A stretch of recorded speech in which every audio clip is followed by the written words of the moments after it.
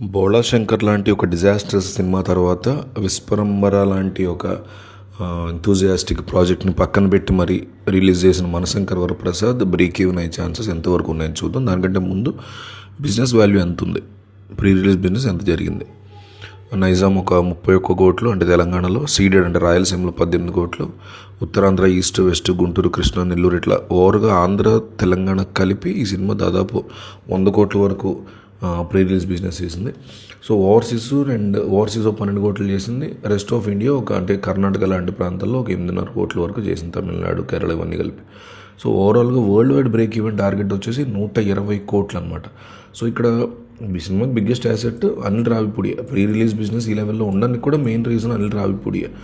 So Chiranjeevi చాలా తెలివిగా ఏం చేశారంటే విశ్వంబరాన్ని పక్కకు పెట్టి మనశంకర్ వరప్రసాద్ ముందుకు తీసుకెళ్ళి దీనివల్ల నెక్స్ట్ విశ్వంబర యొక్క ప్రీ రిలీజ్ బిజినెస్ పెరుగుతుంది. లేదు అంటే అటు ఇటుగా ఒక 80 కోట్లు 70 కోట్లతో ఆగిపోతుంది. దాదాపు హాఫ్కి పడిపోయే ఛాన్సెస్ ఉన్నాయి, లేదా అట్లీస్ట్ ఒక 70% పడిపోయే ఛాన్సెస్ ఉన్నాయి. ఎప్పుడైనా చాలా పెరగాలి తప్ప తగ్గడం అనేది ట్రేడ్ సర్కిల్లో హీరో యొక్క స్టామినా తగ్గిపోయినట్టే.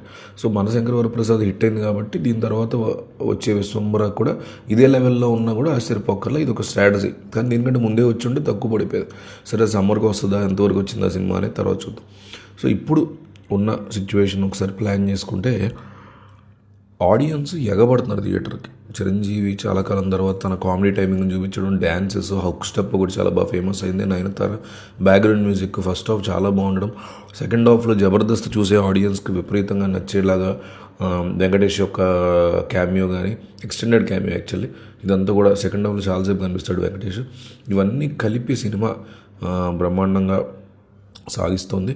సో డెఫినెట్లీ బ్రేక్ ఈవెన్ అవుతుందని చెప్పొచ్చు. దానికి reasons, first reason Sankranti season, రెండోది అనిల్ రావిపూడి సినిమాలని జనం ఇష్టపడడం, మూడోది చిరంజీవి కామెడీ టైమింగ్ సినిమాలు అదిరిపోవడం, దీనికోసం ఎన్నాళ్ళుగానో ఆడియన్స్ ఎదురు చూడడం. ఈ రీజన్స్ వల్ల డెఫినెట్లీ వర్కౌట్ అయ్యే ఛాన్సెస్ ఎక్కువ కనిపిస్తున్నాయి. సో ఖచ్చితంగా బ్రేక్ ఈవెన్ అవుతుందని నమ్ముతున్నాను.